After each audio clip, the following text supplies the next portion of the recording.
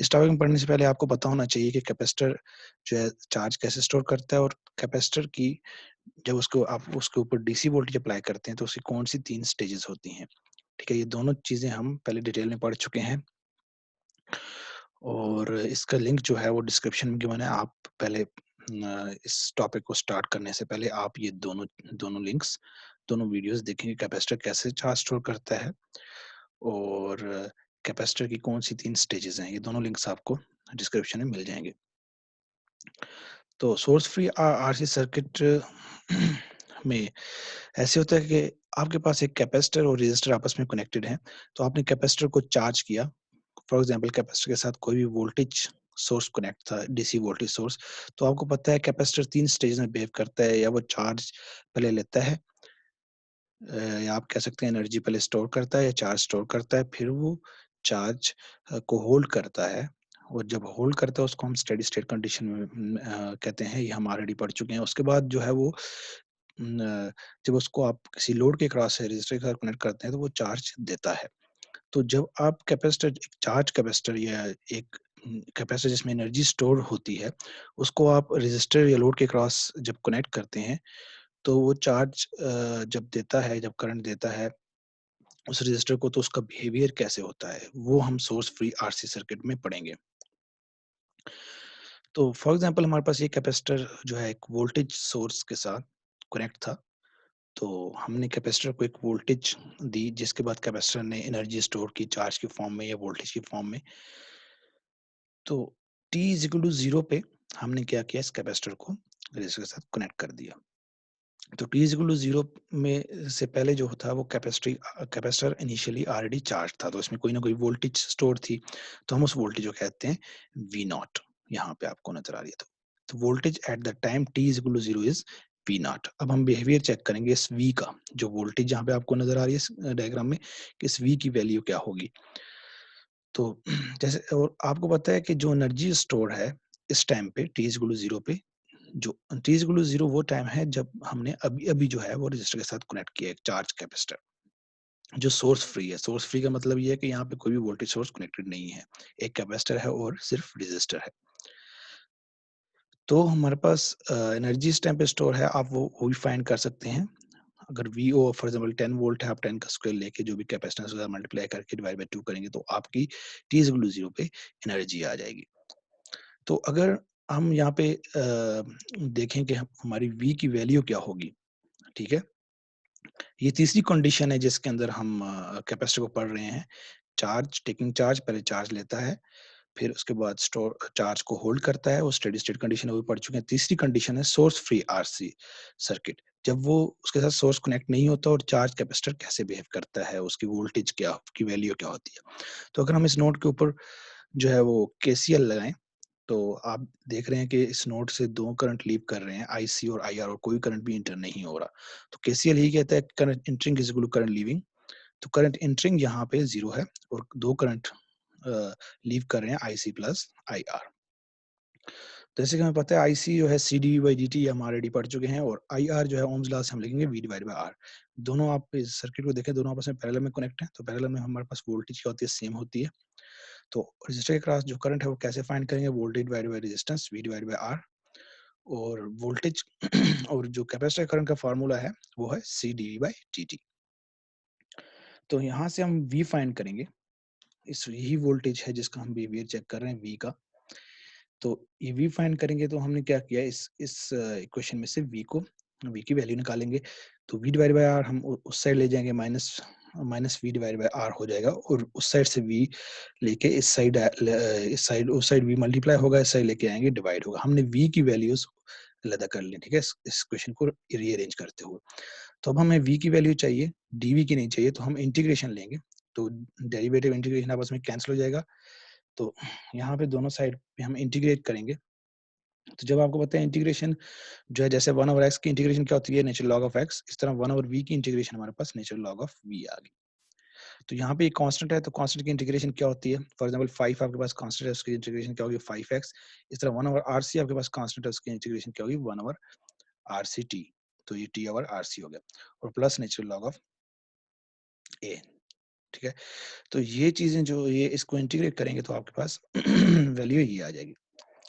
तो इसके बाद हम क्या करेंगे कि natural log of A V इस साइड ये प्लस हो रहा है, अगर हम नेचुरल लॉग को इससे लें, natural log of V minus natural log of A जो है आपके पास natural log of V minus natural log of A इस साइड में आएगा। तो आपको पता है natural log of A minus natural log of B क्या होता है? Natural log of A divided by B. तो natural log of V minus natural log of A क्या होगा? Natural log of V divided by ए। ठीक है, ये simple log का फार्मूला है, जब दोनों लॉग की वैल्यूज आपस में सब्ट्रैक्ट हो रही हो तो। तो यहाँ से हम क्या करेंगे, हमने v की वैल्यू फाइंड करनी है, हम इस नेचुरल लॉग को खत्म करेंगे तो हम दोनों साइड पे e रेज़ द पावर लेंगे। तो इस साइड पे e raise the power natural log v divide by a और इस साइड पे e raise the power minus t divide by rc। तो इस साइड पे जब e raise the power natural log of v divide by a लेंगे तो e raise the power और नेचुरल लॉग आपस में कैंसिल हो जाएंगे और आपके पास ये आंसर आएगा। v eight the time t, कोई भी टाइम t है आपके पास, ये वोल्टेज है और a इधर डिवाइड हो रहा है, उस साइड जाके मल्टीप्लाई हो जाएगा। ठीक है, उस साइड है e raise by minus t divide by rc, जिससे मल्टीप्लाई होगा a हमारा। a यहाँ पे इनिशियल वोल्टेज है, a यहाँ पे vo है कि जब आपका कैपेसिटर जो है वो t इज इक्वल टू 0 पे जब आपका कनेक्ट हुआ।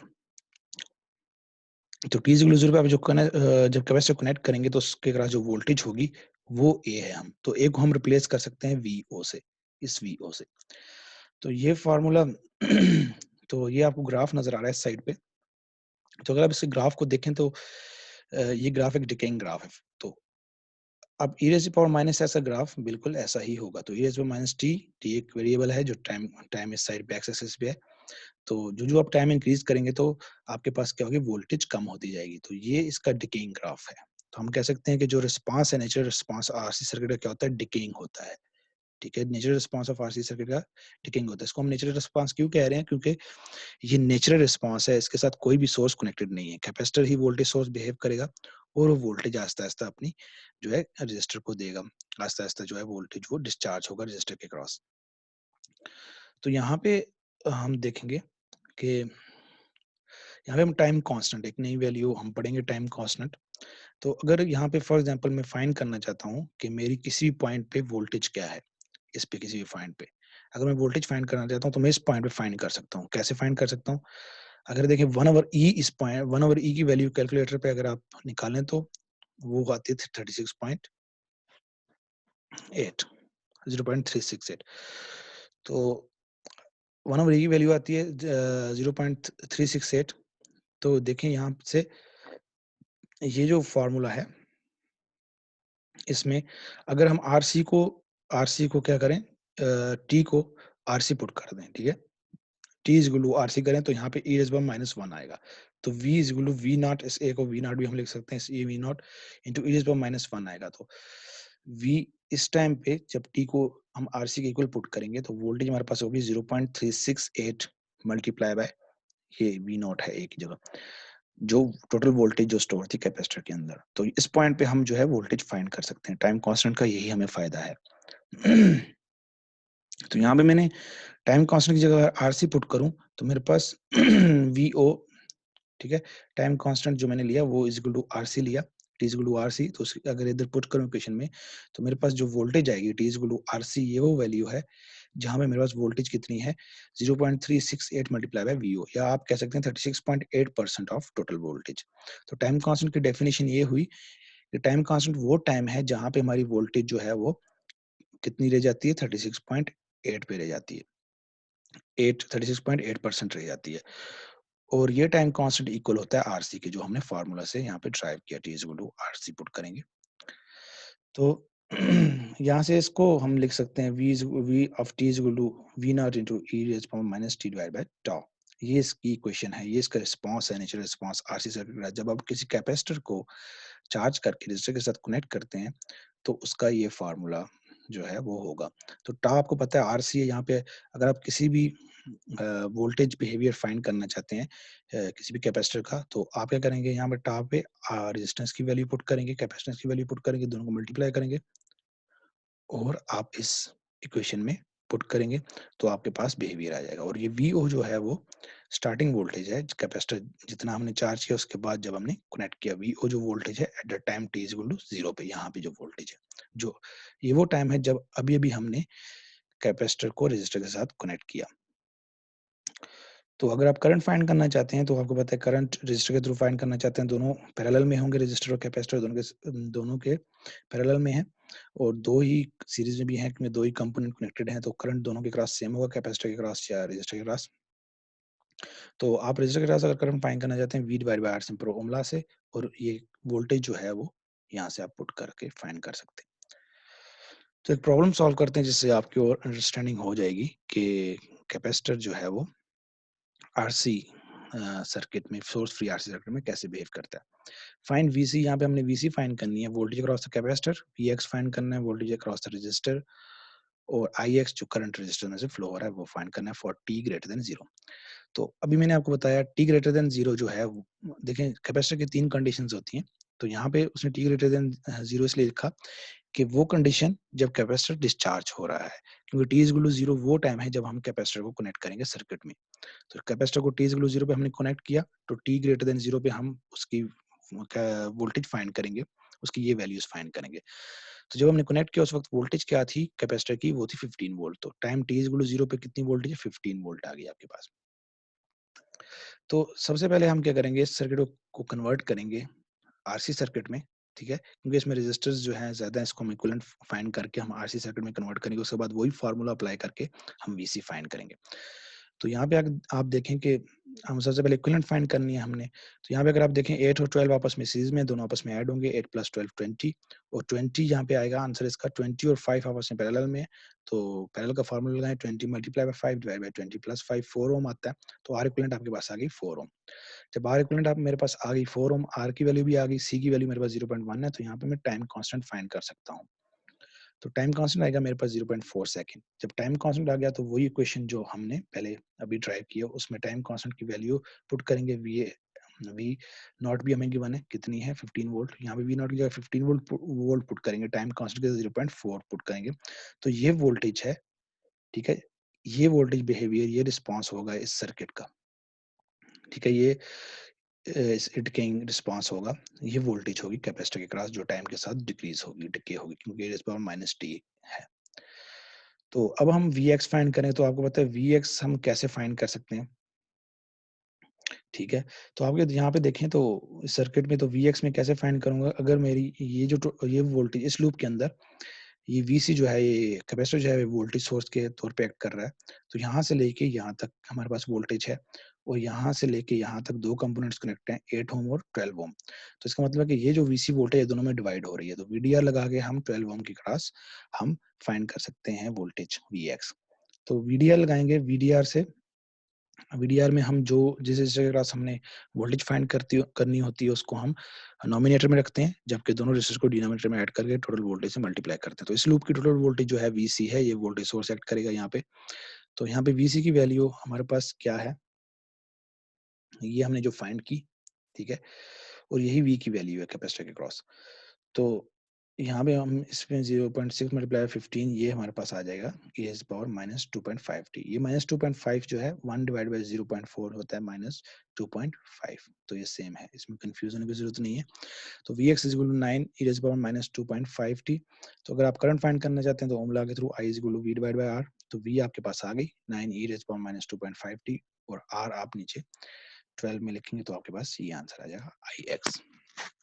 तो ये तो एक प्रॉब्लम है। अब हम इससे एक और कॉम्प्लेक्स प्रॉब्लम थोड़ा सॉल्व करते हैं जिसमें आपको और अंडरस्टैंडिंग होगी। अब हमारे पास ये एक और प्रॉब्लम है जिसमें एक स्विच गिवन है, तो इसमें वोल्टेज सोर्स भी कनेक्टेड है, तो ये सोर्स फ्री नहीं है, लेकिन ये हम स्विच को क्लोज करते ही, स्विच को ओपन करते ही ये सोर्स फ्री हो जाएगा।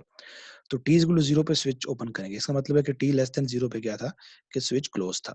तो टी इज 0 पे हमने स्विच को ओपन किया। तो अगर आप सर्किट को समझें कि जब ये स्विच क्लोज था तो इस कैपेसिटर के क्रॉस ये वोल्टेज अप्लाई हुई। तो हमने पहले पढ़ा कि जब डीसी वोल्टेज कैपेसिटर के क्रॉस अप्लाई होगी वो क्या बिहेव करेगा, ओपन सर्किट बिहेव करेगा।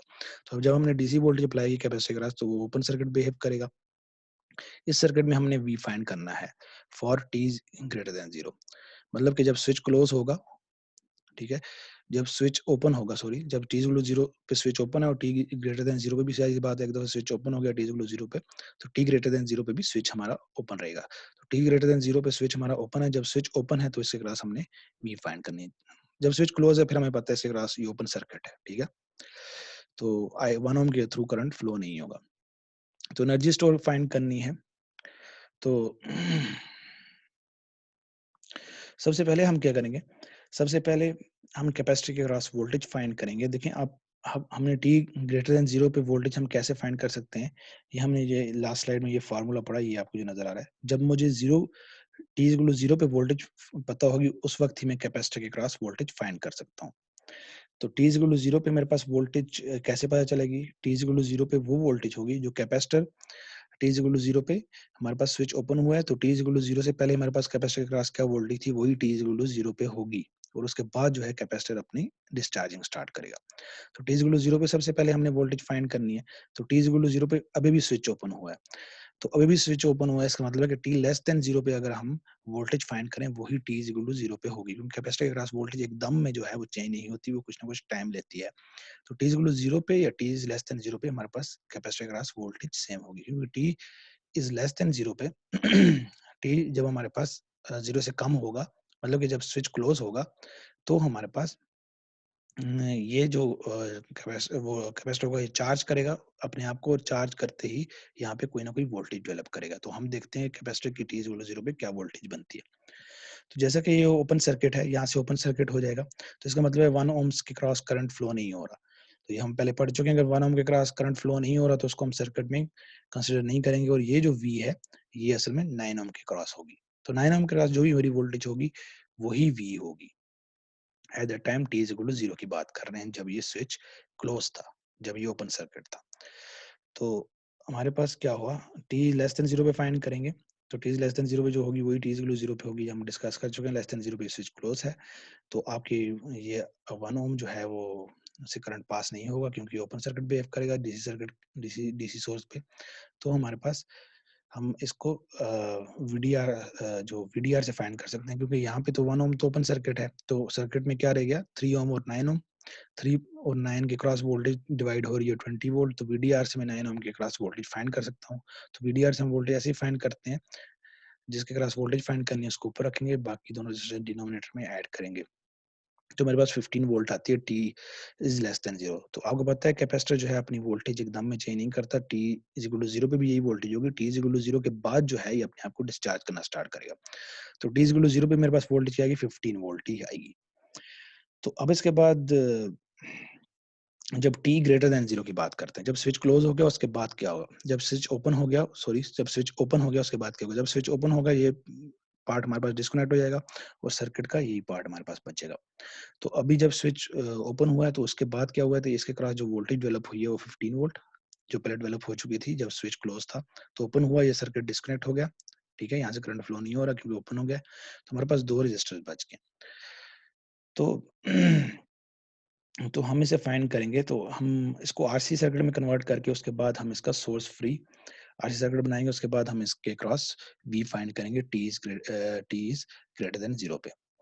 तो अब 9 + 1 10 हो जाएगा, तो हम इसके पास आरसी सर्किट हमारे पास क्या बनेगा, एक 9 + 1 10 और 20 मिलीफैरेड, ये आरसी सर्किट बनेगा। तो टाइम कांस्टेंट फाइंड करेंगे सबसे पहले, ठीक है? सोर्स फ्री आरसी सर्किट में हम सबसे पहले टाइम कांस्टेंट ही फाइंड करते हैं। टाइम कांस्टेंट हमने फाइंड किया, तो आर की वैल्यू भी यहाँ पुट की, कैपेसिटेंस की वैल्यू भी यहाँ पुट की, 0.2 सेकंड आ गया मेरे पास, ठीक है? मिली को 10⁻³ लिखा है हमने। तो यहाँ पे हमारे पास वोल्टेज का फ़ॉर्मूला ये है, जो अभी-अभी हमने ड्राइव किया पहली स्लाइड में।